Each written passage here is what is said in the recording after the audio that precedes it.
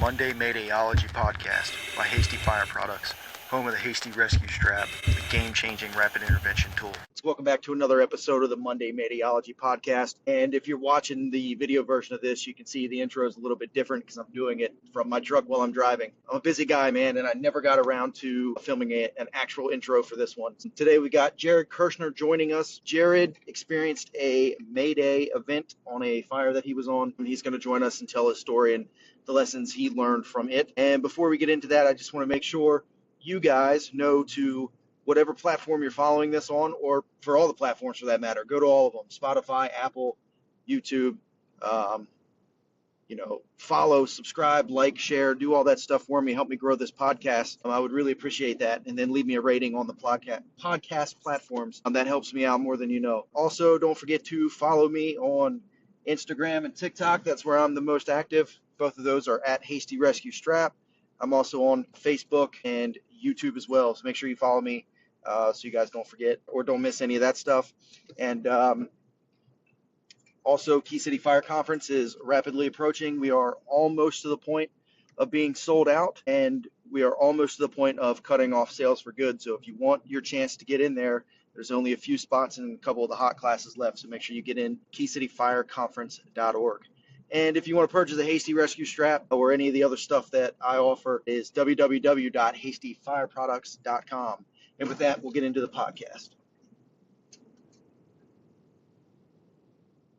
All right, welcome back to another episode of the Monday Maydayology podcast. Today I have with me Mr. Jared Kirchner, 10 years in the fire service. He's a career fireman in Gates Fire District in New York and a volunteer lieutenant in Point Pleasant, New York. Jared's joining us. He experienced a Mayday back on July 5th. So, Jared, thanks for joining us.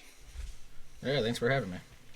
Yeah, so I know a little bit about the background of this incident, but I don't know everything. So it's, I guess, kind of my second time hearing it, but really most of these details are going to be the first time for me. So that's pretty cool. Most everybody I've had on here, I've already known their story ahead of time. So I kind of like, listening to it for the first time. Tell the audience anything you want them to know about you. Sure, yeah. I started my fire service back in 2015, right after high school. I volunteered for a little under 5 years, pursued a career job. That's what I wanted to be when I grew up. So ended up getting it in 2020, and then went back to the volunteer side when I moved up north. Volunteer since, and still on the job, loving it every day. Awesome. Yep. So this incident happened while you were volunteering? Yes. Right, at your volunteer department. All right, cool. Sure. So do you want to get into that at all? Like what happened? Sure. It's roughly 1:30 in the morning, July 5th. The career department south of my volunteer house went for a reported house on fire. Within just a few minutes, the police were there. They stated that they gave a great size up. They said they have smoke in the street, that they can hear flames, but they can't see them. They don't know where it's coming from. So a couple, little bit of chitter-chatter on the radio, excuse me, stating they went to the house before. There was hoarding houses, possible a vacant house. The battalion chief got on scene and made it a working fire right away. Stated that he had a working fire and a vacant house. So the truck and the engine got there, and they pulled a line to the rear because that's where most of the fire was coming from. It was a boarded up vacant, and they had one door on the Charlie side that was open, and they can see visible flame out of the door on the first floor. So they made an aggressive interior attack. We showed up, I'm gonna grab my notes here. We showed up at roughly 1:40 in the morning. We were the third due engine. So I thought, because we usually do mutual aid with them, and it's usually we're the RIT company assigned.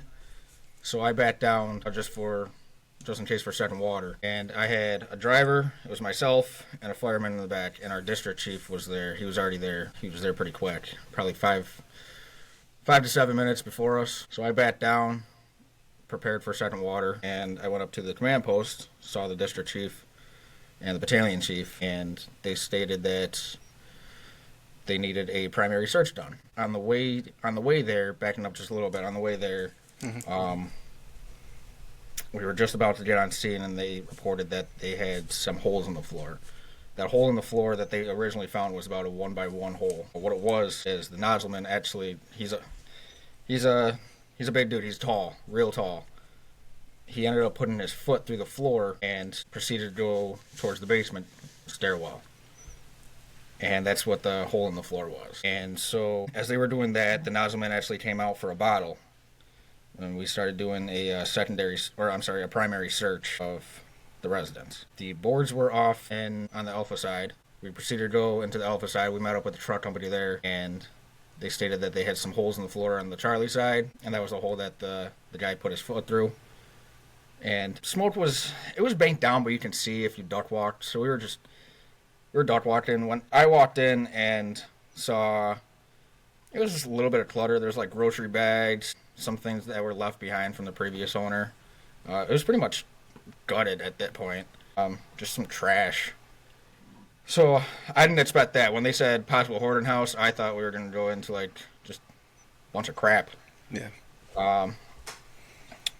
So we went in and we saw the hole.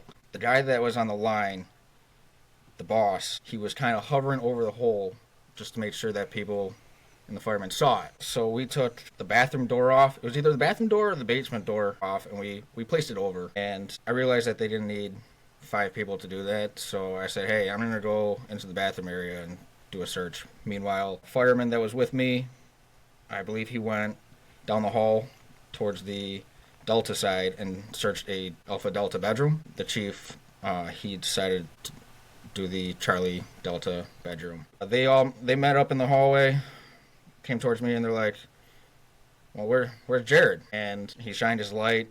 He went down towards the floor, shined his light, and all he saw was my helmet. What happened was I was in the bedroom, or the bathroom, and I took a left, did a little search over there, found like a small hole. It was like maybe a pipe-sized hole. Didn't realize it was a bathroom. Couldn't really see anything. And as soon as I found that hole, the entire floor of the bathroom just gave way. I ended up in the basement. I tried catching myself and couldn't grab onto anything. There was nothing to grab onto. And I went head over heels, landed on my left shoulder all the way down probably 6.5 feet. And I didn't call the Mayday then. I wanted to check myself before. I was all right. My helmet fell off, so I put that back on. I checked my mask, made sure that I wasn't leaking air or it was cracked, because I did hit my head on the floor. There was like a bathroom cabinet that came down on top of my feet right after me. It just kind of slid down the floor joists. So as I did that, I was getting up and I keyed the mic and said, Mayday, Mayday, Mayday. Don't know who acknowledged me. Didn't know at that point if they acknowledged me at all. If they heard me, my heart was racing. So in a training scenario, your heart doesn't race usually because you're ready for it. But in a real life scenario, you were not ready for that fall, and my heart went from I already have adrenaline, so probably 120 beats to a minute to 240 beats a minute. Yeah. I stood up and put my head through the hole. It was like, holy crap, that just happened. And then I saw the light, and the district chief came over to me and was like, okay, did you fall through the hole? Or did you fall through the floor, or did you climb down there? And I was like, well, I sure shit didn't climb down here. And they tried getting me out any way they could. They grabbed my air pack. I gave them my arms, my hands, tried to pull them up, or pull myself up, and nothing. So I put my halogen down. It fell down with me. Put my halogen down on the Charlie side wall, stepped on it. As I stepped, the floor joist that it was leaning on just crumbled. It was like putting a 2x4 in a bonfire pit. It just crumples. So I had no leverage on getting up. And the district chiefs basically stated that the floor was it was spongy. And if they pulled me up, and now there's 3 guys on that floor with the momentum, they're probably going to go through. He tried keying up the mic. We'll talk about that afterwards. A couple of learning aspects from that. But nobody was getting out. There was like, it was just maybe a 1,200 square foot Cape Cod. Usually there's everybody and their mother just in that house fighting each other trying to get to the fire. There was nobody around at all. I knew these guys were in the basement. I didn't know where. It was pretty hot down there. The only thing that I saw in front of me was maybe a foot in front of me, 2 feet in front of me was, it looks like studs. And Kyle, the district chief, asked, he goes, is there another way out? Can you go to the stairs? I was like, let me go find them. I know they're down here, the guys, so let me go see if I can find them. I put my arm through the studs, and it was like an unfinished wall. It was either drywall or so I followed that around only a couple of feet, and then as I turned a corner, I heard water flowing still. Saw a little glow. I didn't see any really lick of fire at all. Saw a little glow, and all of a sudden the water came towards me, and I started getting hit with the line, and I was like, nope. I'm all set. I'm already intact. My mask is intact. I don't want to get hit with 160 gallons a minute. So I turned around to the hole and I was like, yeah, there's still flowing water down here. I'm all set. I don't really want to get soaking wet or hurt by the line right now. Sure. And they had no idea that I was down there. They didn't hear anything key up at all. The engine crew. Yeah, the engine crew had no idea I was down there at all. So I kind of just waited. There was a Charlie side chief, an Alpha side chief, and and command. And the district chief of my company went out to the Alpha side and was like, listen, I have a guy through the floor on the Charlie side. He is not hurt, but we can't get him out. I need a couple of companies to get inside, meet us in like the bathroom and kitchen area, and help get him out. Nobody came. There was nobody. For like a good, solid 3 minutes, there was nobody. So as were there people on scene? Everybody was on scene. Yeah, everybody was on scene. Our backfill companies actually ended up getting called to the scene as well. So I think they were still en route. I don't think they were on scene yet, naturally. So I heard another company up on the roof and basically stated that they're going to cut a hole. There was fire on all 3 floors. Basement division, they found the fire on the first floor. And then as they were doing a little search upstairs on the second floor, they found a ton of fire. There was a lot of fire upstairs. In the radio transmission, you hear they have a lot of fire and a lot of heat. I need a hole cut in the roof. So I remember, I listened to the radio. However, in that time, I didn't care what was going over on the radio. I just wanted to get out of the hole. But I do remember hearing, are we good for a cut? And they said, yeah, go ahead, cut. So that kind of freaked me out a little bit. I didn't know if there's still fire in the basement at all, but I literally told my fireman, I said, hey, they're going to cut a hole in the roof, and if there's still fire down here, there's going to be a chimney. So I need to get out. Meanwhile, the district chief was out in the front lawn, and he told the ladder driver, he said, give me an attic ladder. I have a guy through the floor. He's in the basement. The next person that you see pass you, team up with him, go inside with the attic ladder so I can get him out. And it came. The attic ladder came probably a minute or 2 minutes later, and we set it up real quick, and that was the fastest I've ever climbed an attic ladder. Those things are so hard to climb, but that was the fastest I've ever climbed an attic adder. Came right out. They looked at me, and they're like, are you all right? I'm like, yeah, I'm good, I think. And they're like, all right, we're going out to the front yard. We're going to reconvene there. And we stood in the front yard for 15, 20 minutes. And they were asking if I wanted medical attention or anything. I was like, nah, man, I'm good. Scary, but good. And we didn't do any other assignment but clean up some hose, and we were back in service by 4:45. Nice. I got a couple questions. So you did answer one. I was going to ask if there was actual fire in the basement or if it was just a weak floor from being a vacant. So there was fire in the basement, and you already had a hose crew down there, at least trying to knock it, right? So correct. Yeah, they knocked most of it at least. I saw a little glow. It wasn't fire above your head or anything. It was just when I turned the corner, there was a little glow, and then I got hit with the line. Yeah. Triggered that to the hole. I mean, ultimately, that's got to at least help you feel a little bit better, right? I can imagine. I mean, obviously, I experiencing it, but I'm looking back at the line of duty death that my department had, and another one very similar to it in a neighboring county, where both of those were falls through the floor into a basement, and nobody was down there, right? So the fire was a lot more intense and raging, and ultimately, that's part of what led to their line of duty deaths. So it's got to be at least somewhat comforting to know that there's people down there, even if they don't know that you're there. Just the fact that they're knocking the fire down is probably helping out tremendously with the positive outcome. Absolutely. Was it like a full basement? You said you fell about 6 feet, or was it kind of a short basement? Yeah. So I'm in the basement now. I don't know if you can see, but like I'm standing up, and the floor with the top of my helmet, my brass was hitting the top of the floor of the bathroom. Okay. As I was standing up. Yeah, I'm just trying to picture it in my head, because you said you kind of poked your helmet up, I'm just trying to get a visual of what that was like. Yeah. So if I stood on my toes, I was eye level with the floor where they were standing and trying to help me get out. So what happened next? So we went outside. Like I said, they asked for some medical help. And I was like, I'm all set. I'm good. They ended up knocking the fire down. They realized that I fell through the floor after I went outside. Command finally found out that he's staring at me and was like, you fell through the floor? And I was like, yes. He goes, did you transmit a Mayday? I was like, I tried to, but when I stood up, Kyle and the firemen, they were right there. So I don't know if you guys heard me.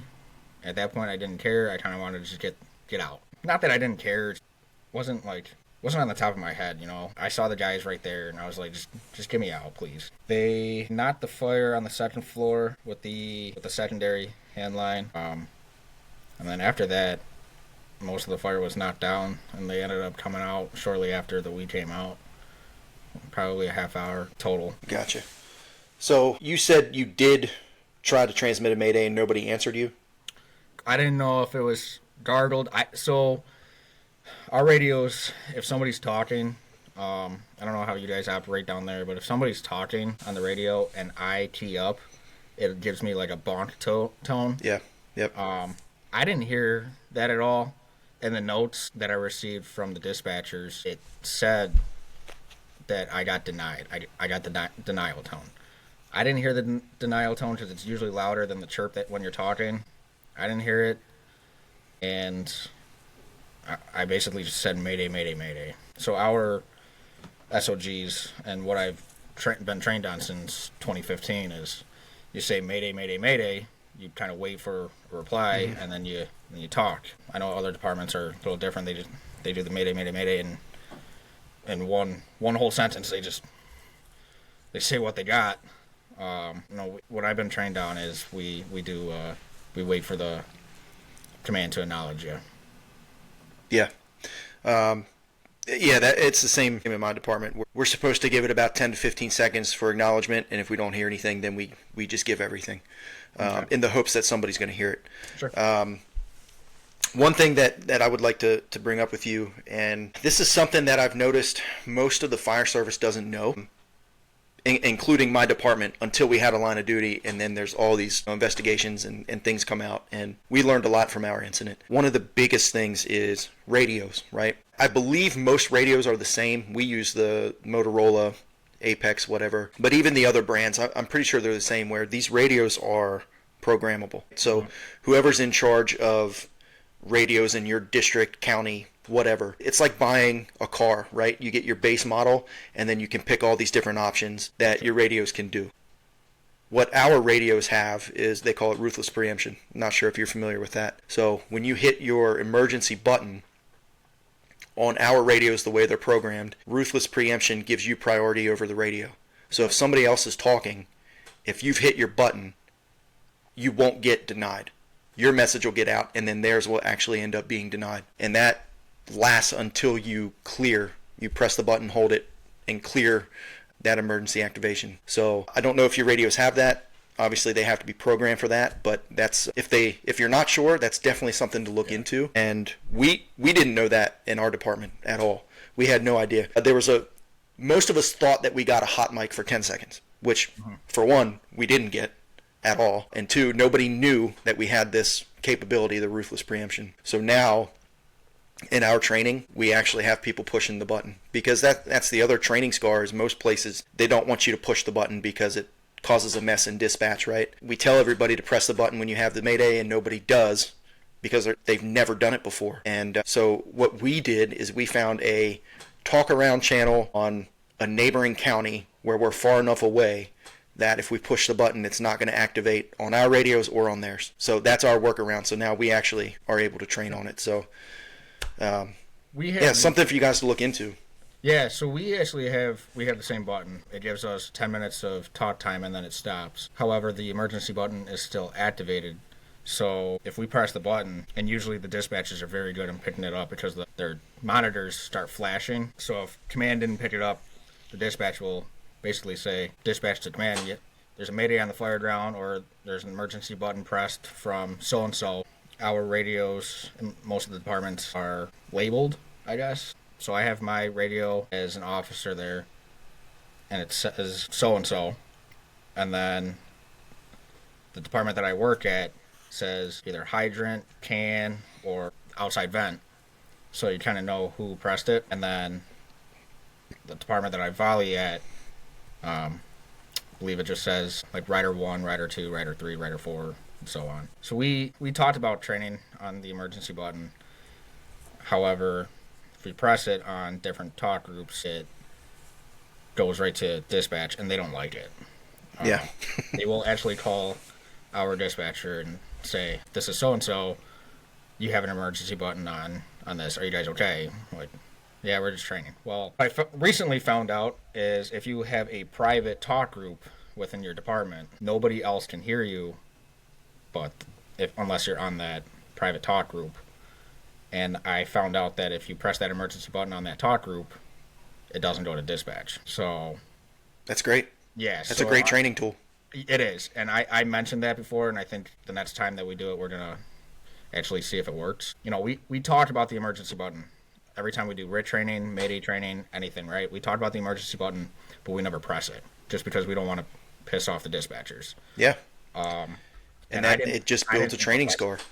Correct. I didn't think about pressing it until I was out in the front yard, and I'm like, dude, there's an emergency button. I definitely could have got out. I'm like, well, shit, that sucks. Yeah, I mean, it's like any other skill in the fire service, right? If you don't want the first time you're doing it to be in a fire, to be on game day, right? So if you don't train that way, you're not going to do it in real life. And that is one of those things that I think is very common in the fire service right now. Is that is our weakest point when it comes to Mayday training in the fire service as a whole is the radio. Yes. Because of all the reasons we stated, right? Because they're all different. So you can't go take a radio class because even if you go to your neighboring county, it's going to be completely different, or most likely it's going to be completely different. And then we're not allowed to train on them the way that we would want to use them in the field. Sure. So, yeah, man, I encourage everybody to do some research and figure out what the capabilities of your radios are, and try to find some sort of workaround so that you can use all the features of your radios in training. That way, if God forbid you encounter one of these Maydays during an incident, that you're not gonna fall back to what you're always used to. You're gonna go right to what you've been trained for. So, how was your air? You weren't inside very long, right? I was not inside very long. Probably a total of 20 minutes. That's another good point on like the training is getting used to conserving your air. I learned how to do that very well. I try not to breathe down my bottle, or if I'm get too excited, start breathing heavy. Kind of learn how to breathe, and that's a big thing of not freaking out. If you start breathing too rapidly or too heavily, you're gonna freak out, and anxiety kicks in. Your motor function skills they don't evolve as well. So my air, I didn't even shut down a third of my bottle. Yeah, quarter of my bottle. I had quite a bit of air left. I don't exactly remember what pressure it was at, but I didn't. That's great. Have a lot. That's good. Yeah. Of air that I consumed, so. One of the sayings or the terms that I like to throw out when I teach RIT stuff or survival stuff is stop looking at your air supply as how much air you have left. Look at it as how much time you have left. So you need to be familiar with your SCBA, know how you breathe, understand when to tell yourself to kind of cool it, right? And start conserving your air, because once your air's gone, like if you stay clipped in and you're just not breathing at all, you've got a fighting chance, right? But if you unclip or take your mask off, you only get a couple of breaths of, real fire smoke, and that's it, man. It's lights out, right? So I tell all my students, man, that your air supply is a countdown clock for how much time you have left to live.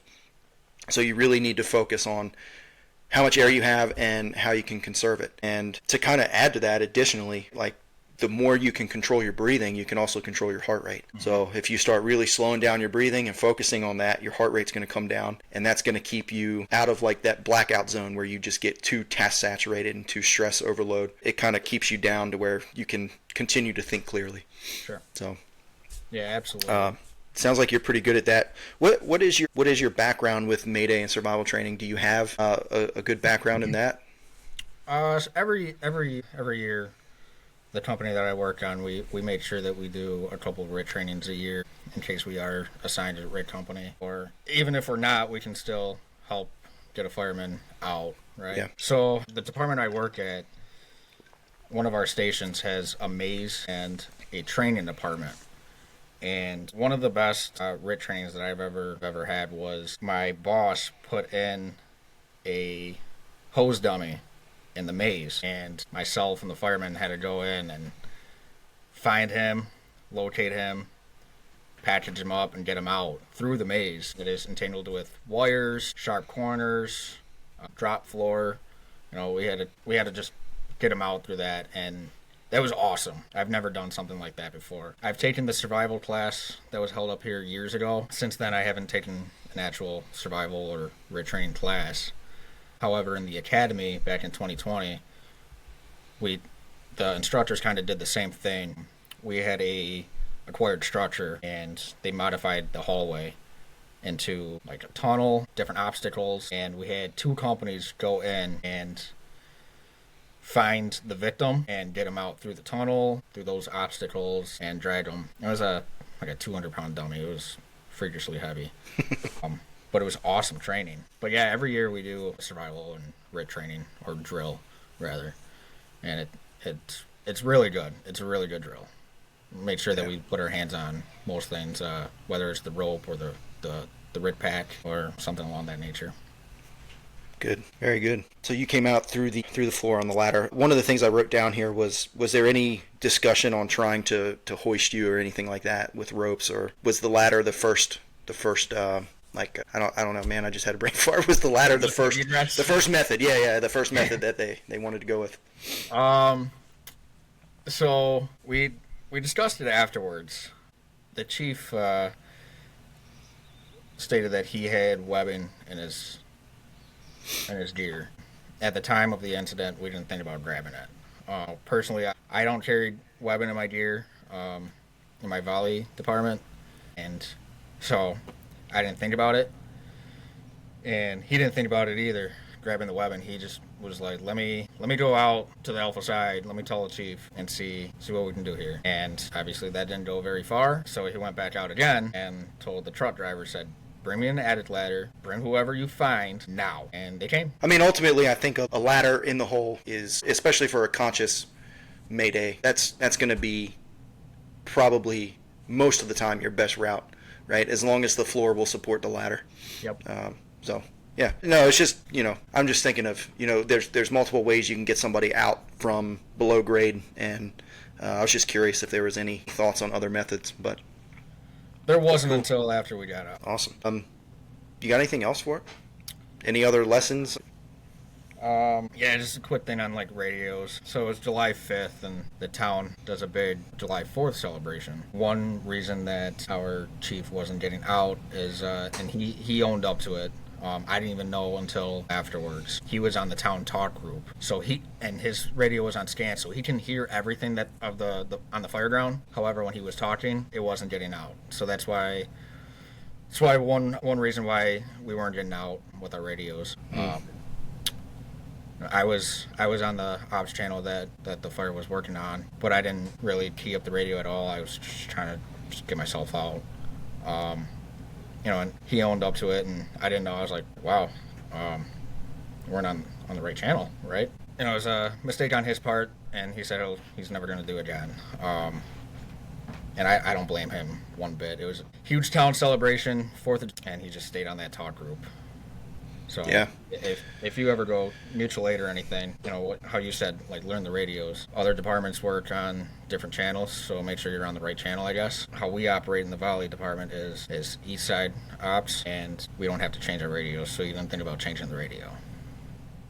Yeah, it sounds like an easy mistake to make. Absolutely. You just got to be diligent, man. Double check your stuff right before you go to work, Absolutely. Cool. All right, Jared. Well, thank you. Yeah, man. I really appreciate you joining me and telling your story. I think there's a lot of good stuff to learn from it, and I'm glad you're good, man. Yeah, glad you're good. It's funny because the other guys that I was talking to, there was rumor had it that I fell through the floor. They're like, what? Jared fell through the floor? I just saw him 10 minutes ago. Well, I was at work at 7 in the morning for an overtime shift, and I didn't get home until a little after 5 a.m. and laid down for an hour, and then shot up to work. And rumor had it they were like, dude, are you all right? They're already talking about you falling through I was like, holy moly, this is like wildfire over here. That's the fire service, man. It is. Yeah, man. Rumors, they spread faster than anything. Yeah, they do. Cool. All right, man. Well, hopefully I catch up with you sometime. Again, thanks a lot for joining us, and glad you're good to go, and glad we can take your experiences and learn from them, and hopefully this will help somebody else in the future. Absolutely. Thanks for having me. Thanks for the opportunity.